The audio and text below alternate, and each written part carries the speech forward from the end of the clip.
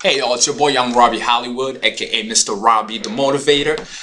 This is the first episode of my new segment entitled Thoughts of a Decent Man. The reason why I actually started doing this segment is because I've been getting a lot of pressure from not only just my own friends and my family and people who know me on a personal standpoint, but also a lot of people that I meet through my counseling business and my speaking arrangements and stuff like that. So they have made the request upon me to go out there and create some sort of online module where I could be able to share some of my thoughts on issues that I see are very essential to the spiritual growth of any human being. Because I'm a personal believer that without good spiritual health, it doesn't matter how physically healthy you are just a beautiful car without an engine. So the first portion that I am going to be speaking on as part of this new series is the concept of fear. This is something that I have spent a good portion of my adult life educating myself on, because I've always been fascinated by the difference between people who actually go out there and achieve their dreams and go after what they want and the people who don't, right? Because I have been blessed with the opportunity of living in two different ends of the spectrum as far as it comes down to this world. Originally, I come from a small country named Rwanda, and luckily my family was able to go out and seek an opportunity in a place here like Canada. And I've noticed that that most of the time, what stops people from making a difference in their life is not really a question of means or education or resources, as most people like to pretend like it is, but more a question of fear, and precisely the fear of failure. Now, before I go into the details of the fear of failure and how it affects us, I want to elaborate a bit first on what fear is really. Personally, I believe that fear is an innate feeling that we're born with, a feeling that is essential for our survival, and it has been for as long as human beings have been walking this earth. Why is it essential?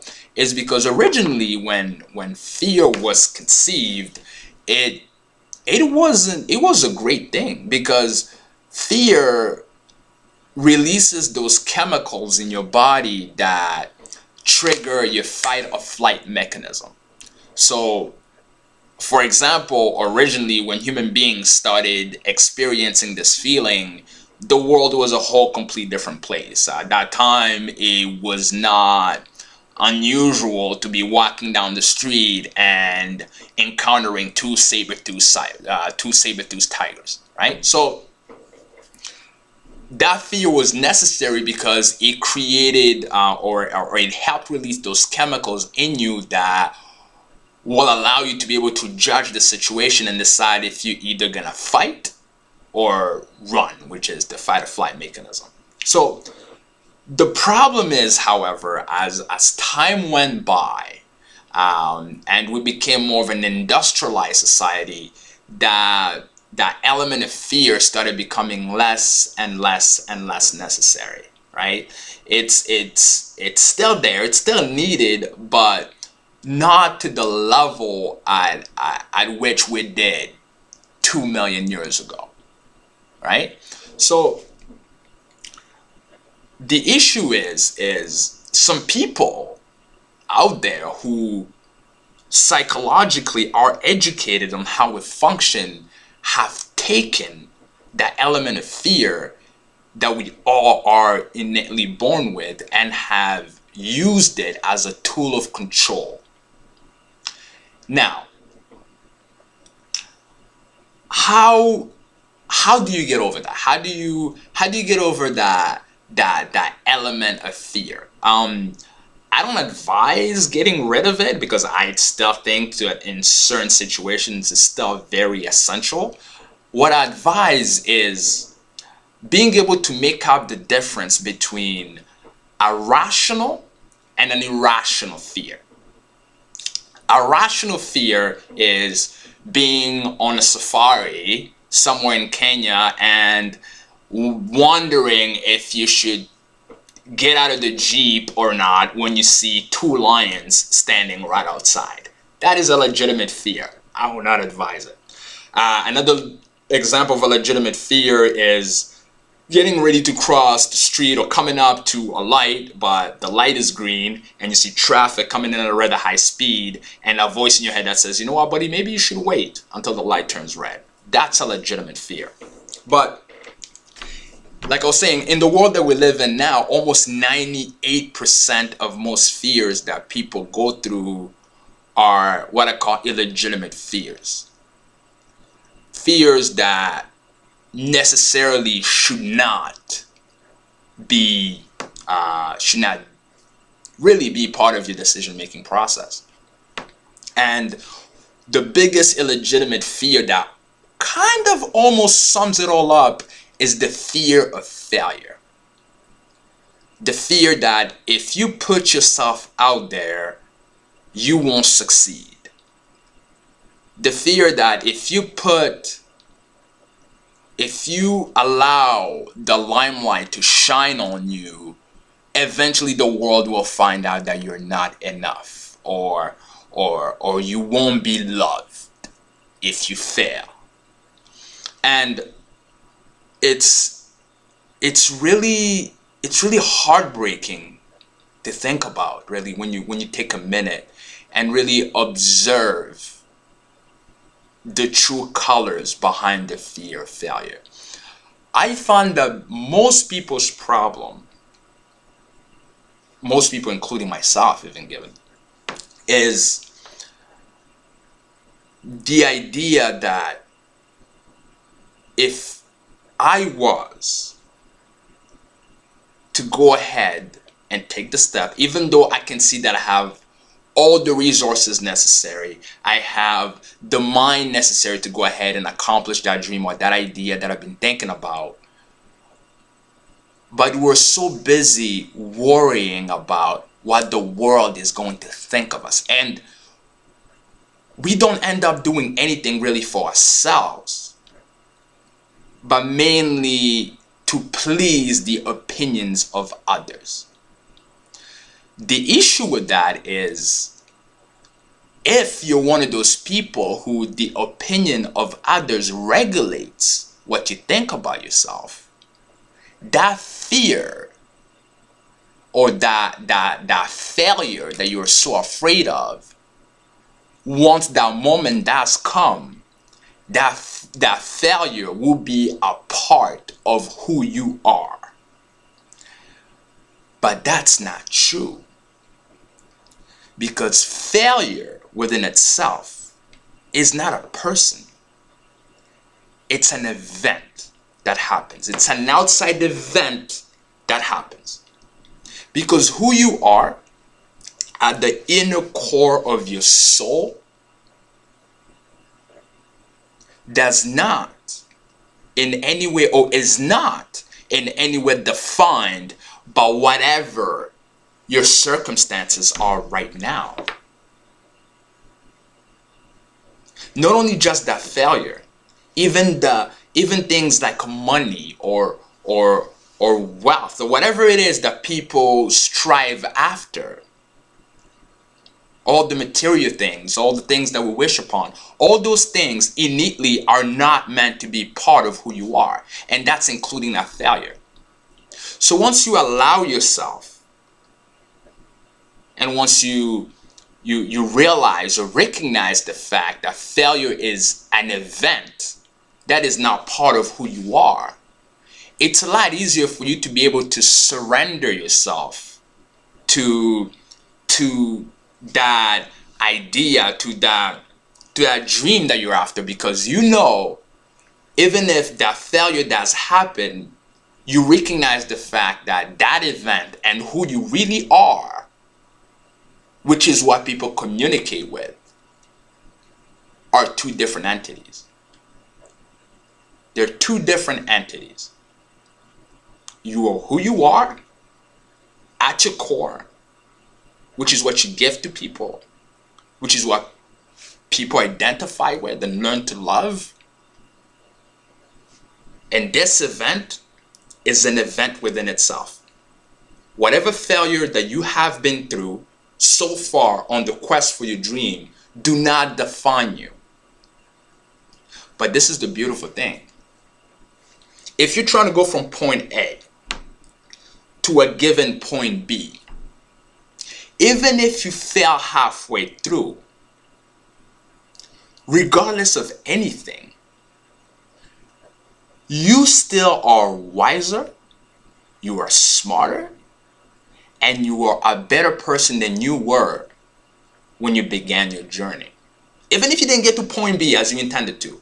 But the fact of what you learned and how you grew and the lessons that you took, that you are now going to take and attempt your leap again, all those lessons have been as a result of your attempt, even if you didn't get there. But without that attempt, without you attempting to leap for that point B, although you fail halfway through,